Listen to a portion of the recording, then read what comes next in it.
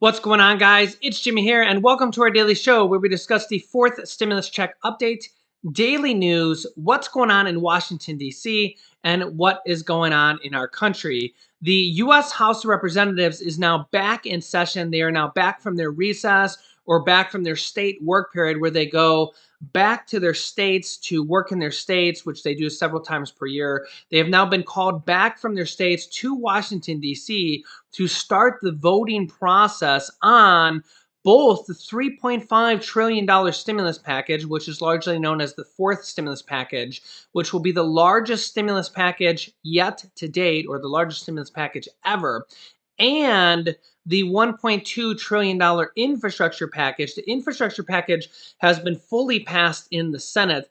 The $3.5 trillion stimulus package has not really been passed in the Senate. It has only been passed in the motion to proceed in the Senate, which is two very, very different things. So basically, the bill is going to be starting in the House. Remember, it has to pass both the House and the Senate for the $3.5 trillion stimulus package.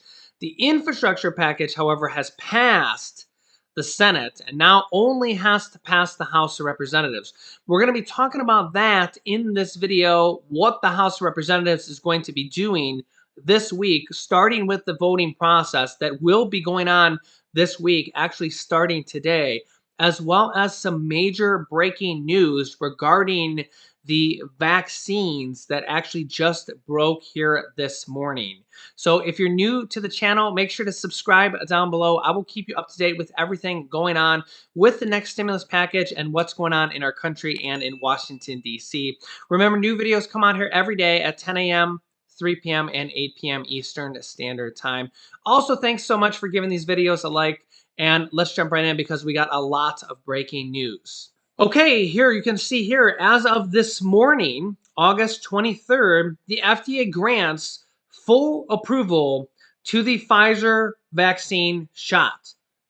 For some people, this will not mean a lot of difference if you've already gotten the vaccine. But for a lot of other people and for the government and for vaccine mandates going forward, this will make a huge, huge major difference. You can see here the Food and Drug Administration, also known as the FDA, on Monday granted full approval to the Pfizer and BioNTech COVID vaccine, becoming the first in the U.S. to win the coveted designation and giving even more businesses, schools, and universities greater confidence to adopt vaccine mandates. The Moderna vaccine will probably be getting full approval here sometime soon. I don't know, could be a week or two or three or something along the lines. Johnson & Johnson might be getting a second shot, but probably will be a little bit even later than that. Up until now, the mRNA vaccine, which will be marketed as Comirnaty, was on the U.S. market under an emergency use authorization that was granted by the FDA in December. Since then, more than 204 million of the Pfizer shots alone have been administered, according to data compiled by the CDC, the Center for Disease Control and Prevention. Federal health officials have been under mounting pressure from the scientific community and advocacy groups to fully approve the Pfizer vaccine ever since the pharmaceutical drug makers submitted their application to the agency in early May.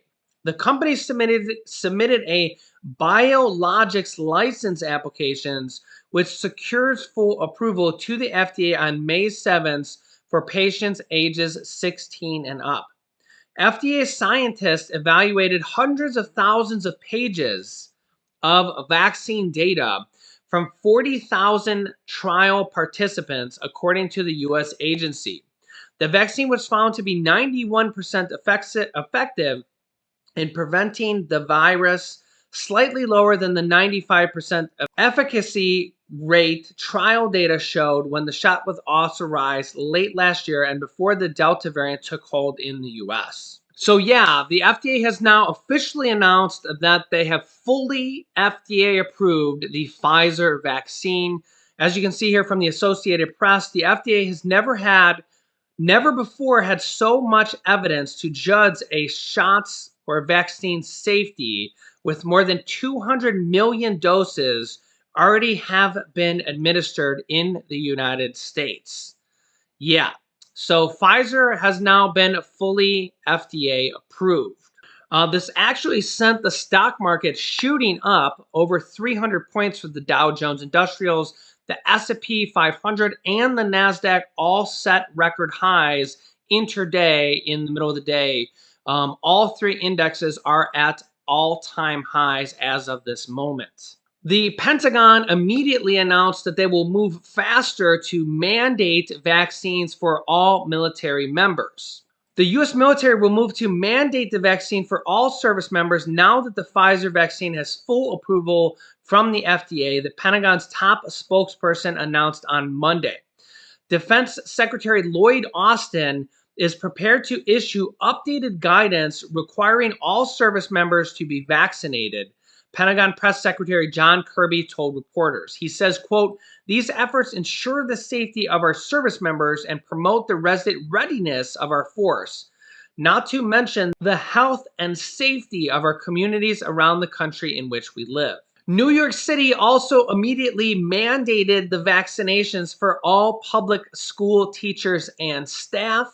And honestly, I think that this will probably lead to a lot more vaccine mandates, not only from private companies, but also cities and government entities like the military, and possibly down the road, schools. We do know that schools require some forms of vaccines for school children right now. And in the future, we could possibly see this vaccine as well in the future. Let me know your thoughts if you think that this will become a mandated vaccine for school children in the future. Now, remember that as of August 2nd, the U.S. had actually crossed over the 70% vaccination rate for people that had received at least one shot. 60% of the United States had been fully vaccinated. It's probably a little bit over that. So 70% of the U.S. has been vaccinated with at least one shot as of August 2nd. So it's probably a little bit more than that right now. Again, Pfizer and Moderna was 2 shots for 60% of the United States. Johnson & Johnson is obviously only a 1 shot. But the U.S. hit a 70% vaccination rate with at least 1 shot of Pfizer and Moderna, or 1 shot of Johnson & Johnson as of August 7th or August 2nd. So over 70% of the United States has gotten at least 1 shot of the vaccine. Yeah, so let me know your thoughts on this. Does the full FDA approval, does it change your mind if you haven't gotten the vaccine yet? Does this make you more willing to go get it? Do you think there'll be any changes going forward? Do you think we'll see more vaccine mandates? Do you think we'll see, well, I mean, we already kind of seen some announced already. And what do you think will be happening in the future? What do you think will be going forward? Do you think we'll see this required for school children in the future? I think it might be a little bit different based on a state-by-state basis. Now, remember, it's only only children ages 12 and up can get the vaccine at this point. They are testing on some age groups underneath that, but there might be some time for that. So all this stuff is going to take some time for children age groups, especially under the age of 12.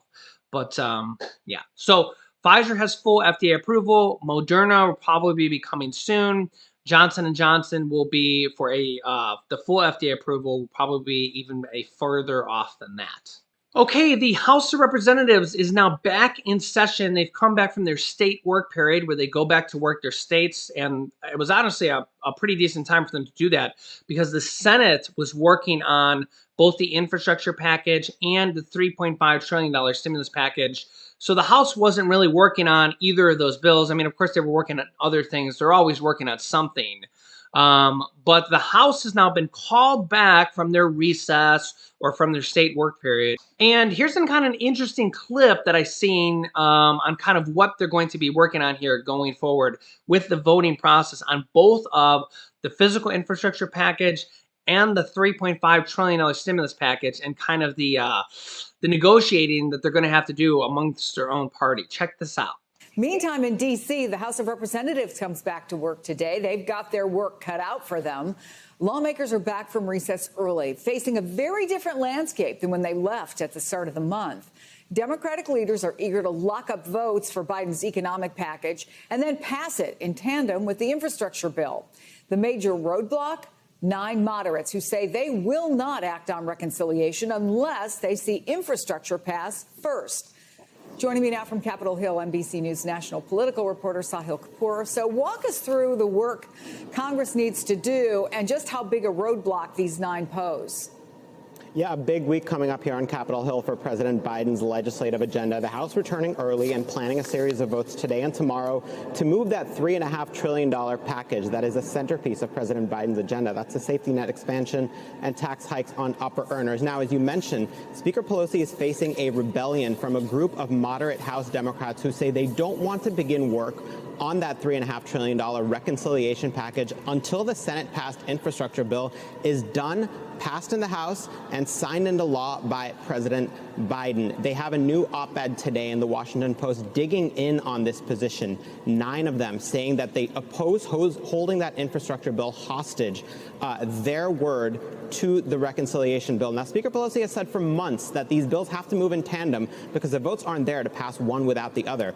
To that end, a coalition of progressive groups has a new ad campaign out today targeting these 9 moderate Democrats, led by Congressman Josh Gottheimer of New Jersey, accusing them of obstructing President Biden and his agenda. Of course, here, this is a high-stakes standoff between the progressive and moderate wings of the Democratic Party with huge consequences for President Biden's agenda. Democrats hope to run on the infrastructure bill and this reconciliation bill, which would include major investments in health care and child care, mitigating climate change, raising taxes on upper earners and corporations to get it done. They want to run on this in the 2022 midterm elections to tell voters, please keep us in power for another 2 years. But of course, they have to pass it first. And Speaker Pelosi is probably going to have to pull a rabbit out of the hat to get all members of the House except 3 Democrats, which is her margin for error, Chris.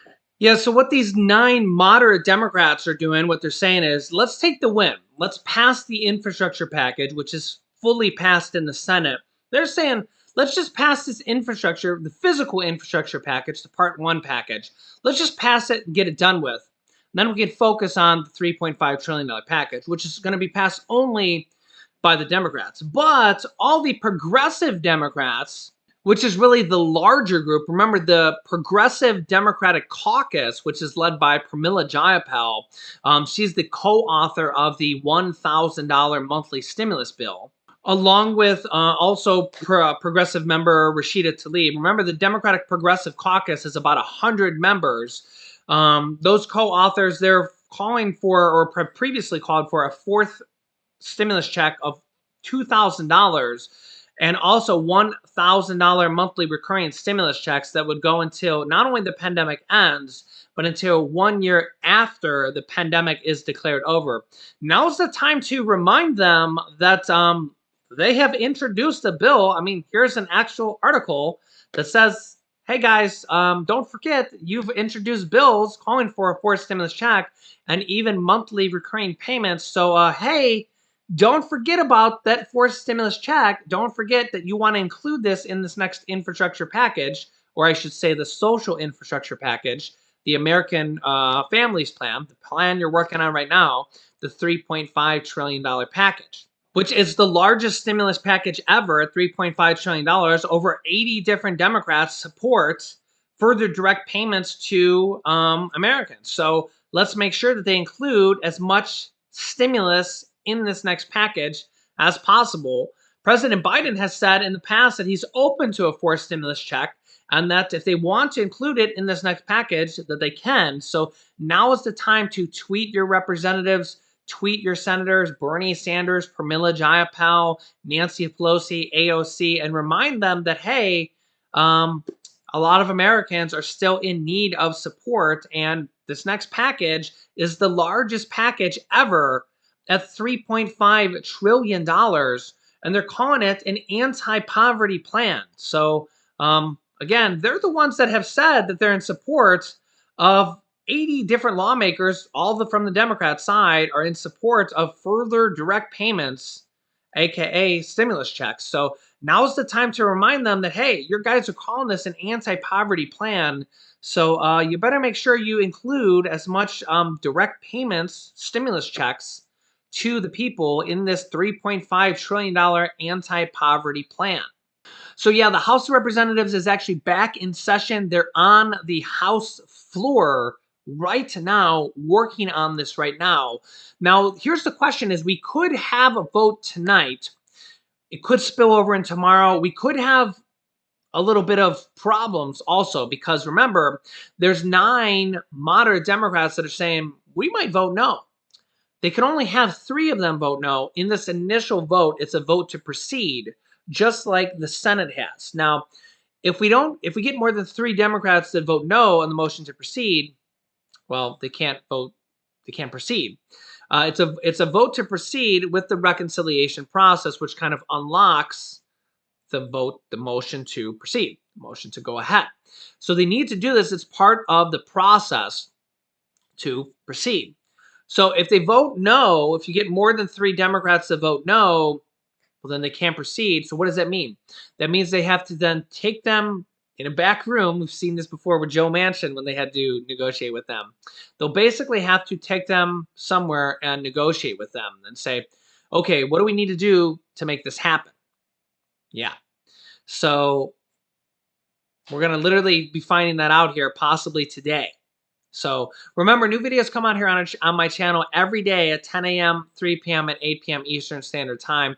I will keep you up to date with everything because, yeah, they're back in session at this point and they're going through the voting process. Could be voting today. We're going to have a lot of breaking news probably every single day at this point. So I wouldn't miss out on any videos. The House of Representatives is going to be trying to pass this and starting the voting process this week. We could be having the actual wording of the bill. This is where House Speaker Nancy Pelosi says, now is the time to bring forward what you guys want in this bill. So now is the time where they're going to say, yeah, we want a forced stimulus check in this bill. Now is the time to say, yeah, we want to extend those monthly payments to the children, the 65 million child tax credits. Remember, those expire at the end of this year. So if you have children and you're getting those monthly checks, the $250 to $300 monthly child tax credits, well, guess what? Those expire at the end of this year. So they want to extend that in this next package, but they have to actually do it. They're also saying it's going to be an adult tax credit in this next payment. But again, is that going to be monthly checks? Is it going to be a one-time check? Is it going to be a check with your tax return, a tax rebate? We don't know. There's also supposed to be Medicare 2.0, additional Medicare benefits to include hearing, dental, vision, hearing aid coverage, dental and denture coverage, which about 75% of seniors, according to Bernie Sanders, do not have, as well as possibly lowering the Medicare eligibility age down to age 60. They also want to put free community college in this next package. 2 years of free community college for the vast majority of Americans. There's probably going to be an income eligibility on that. Probably similar to the third stimulus check. So if you got the third stimulus check, you'll probably be eligible for 2 years of free community college.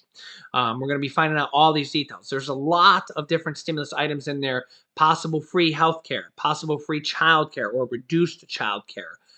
There's a lot of things in this next package. It's the largest stimulus package ever at $3.5 trillion. And in fact, Nancy Pelosi just said that they're holding their ground, at least for now, at the price tag, the top line, and holding it at $3.5 trillion for now. Again, that's part of the negotiations. They may have to negotiate because, again, they need to get pretty much 99% of the votes from the Democrats. They need to get everybody to agree. So I will keep you up to date. New videos come out here every day at 10 a.m., 3 p.m., and 8 p.m. Make sure to subscribe down below. After subscribing, click the bell icon to all notifications to get reminder notifications when we go live with new videos. If you log on to YouTube and you don't see the thumbnail or anything like that, just type in "It's Jimmy" right into the search bar and go directly to my channel and find the newest video. Remember those times and just know that I have new videos coming out every day at those times, 10 a.m., 3 p.m., and 8 p.m. Eastern Time at those times. You can click this top video here to watch my newest stimulus check video next. Thanks, guys, and I will see you in the next video.